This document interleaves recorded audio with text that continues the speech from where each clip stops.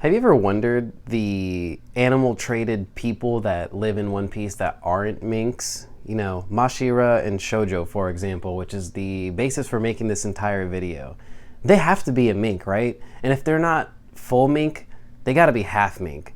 Wanda specifically states that we as minks, not me as mink, but we as minks believe humans to be lesser haired monkey minks, right? And just going off that, while I was watching an episode of Skypiea with my girls, one of my girls was like, they're monkeys? Do they know Luffy?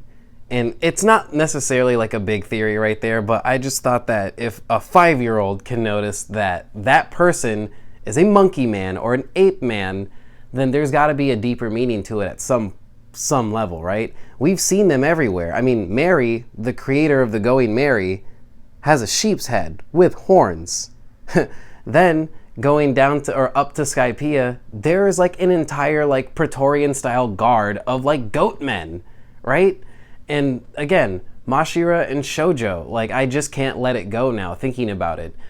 With the latest chapter 1139, spoilers, if you're not caught up, this video is no longer for you, I apologize. But the advent of Scopper Gaban telling us about the multitude of mixed races has me wondering, because the picture of the mural one chapter back has what looks like Zunisha, right? What looks like Zunisha on the right side of the tree, seemingly housing the Noah within themselves. And when you look at the Noah, don't worry, I'll put the panels up. When you look at the Noah, doesn't it seemingly just kind of like strike you as odd that it's just regular animals, 2 people, regular animals, and an angel? Like maybe one of the sky races or something like that had a hand in creating the Minks. The Minks may not have always been there. I don't want to suggest that a dude did you know what with animals, but I do want to maybe lightly suggest that it's perhaps just a potential of, you know, a symptom of their environment. Maybe those animals were intelligent beyond an understanding that we have currently. Maybe they were just minks that walked on all fours. We don't know these things yet, but for sure we have minks up and down One Piece. And before I did this video, I did a good amount of research, and someone that is kind of pretty well known in the One Piece theory community, he doesn't have his own YouTube channel yet maybe, but Mr. Bushido did a wonderful Reddit post on this. I will link it in the description below. It is a good read. Grab a cup of coffee and check it out for yourself. But I just want to highlight, if there are just minks sprinkled throughout the world, fishmen, we already know about their hybrid nature, and we already know multiple versions of them. We have the member of the Foxy Pirates, the Wotan, and we have the member of the Don Quixote Pirates, Dellinger. We have Chimney. She's part fishman, part mermaid, I believe, actually. Like, she's like a 4th mermaid.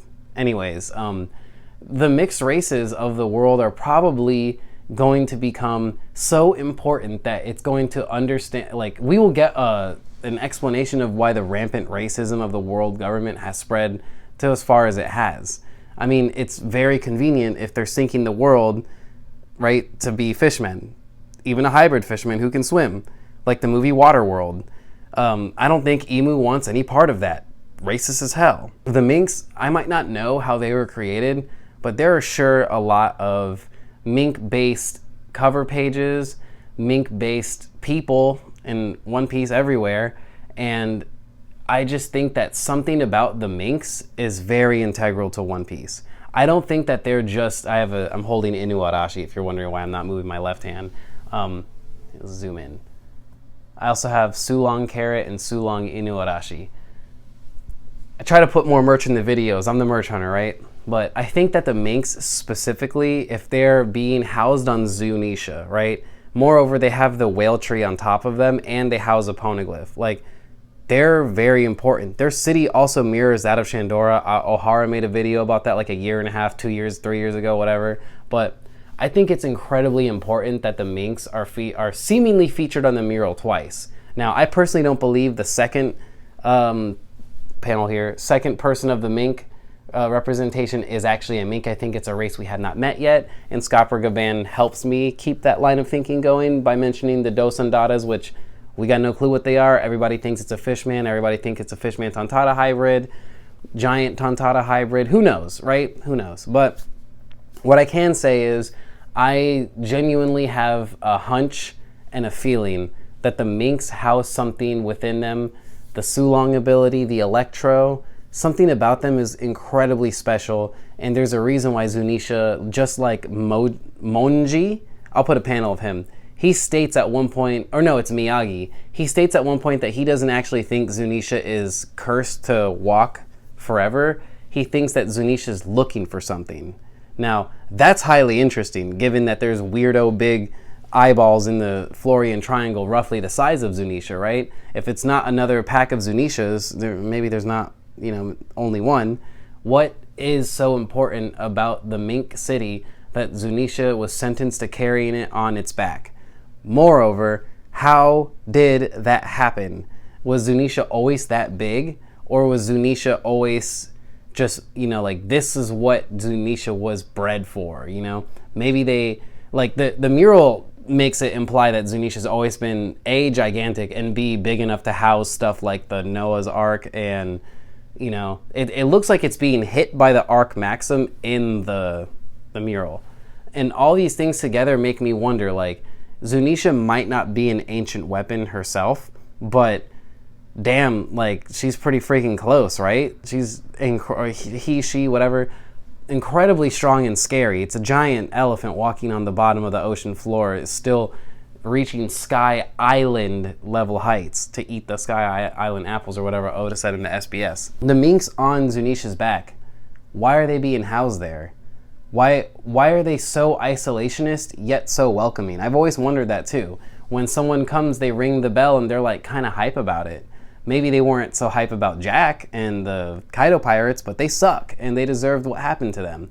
And that's why poisoning the Minks and making Nekomamushi and Inuarashi going through what they did, Oda wanted to show us that they have a strong sense of loyalty, which is another thing I think housed within them.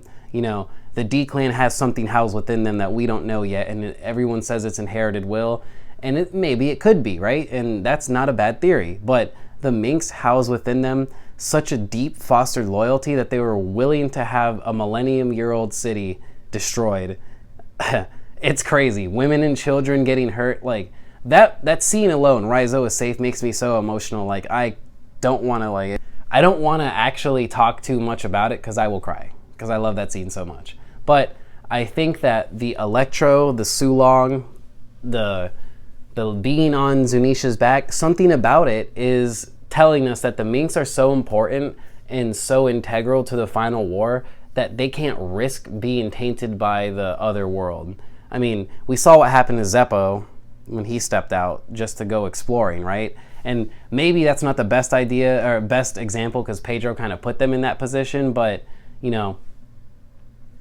I can't just, like, be quiet about it any longer. The Minks are up to something good. And the world government, if given the chance to grab them up, they would, right? We don't have too many examples of Minks outside of Zoe. I think another example that I can think of readily is there's like a cat person on Hawkins' crew, and then we know that they live freely on Big Mom's Island like Peckham's once did.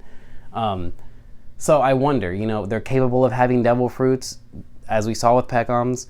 Not only that, but they're very knowledgeable about them. And then they're also knowledgeable with medicine, which is funny because who else did we know that's knowledgeable with medicine? Chopper, right? And the Minks really dig Chopper, which I find hilarious. Like, what if Chopper were to have a baby with someone? Would they be a human or a deer or both? Would that not create a Mink? Do you see where I'm going with this? Could it be possible that having, with a hybrid Zoan user might pop out a Mink? Just some food for thought. I've always wondered if the Minks will have a very, very, very important role in the series, and the mural all but confirms it. And the chapter after just kind of blew me away with the casual mention of all of the specific different races and how, like, when you really think about it, One Piece probably has so many different races that we're not even ready for it. Like, when we get that confirmation from Oda, it's going to change the whole fan base. Anyways, I noticed a bunch of minks wandering around the world, and I want to know more about them. I'm on the train. Mashira and Shoujo are minks, you know? Anyways, have a good night, everybody.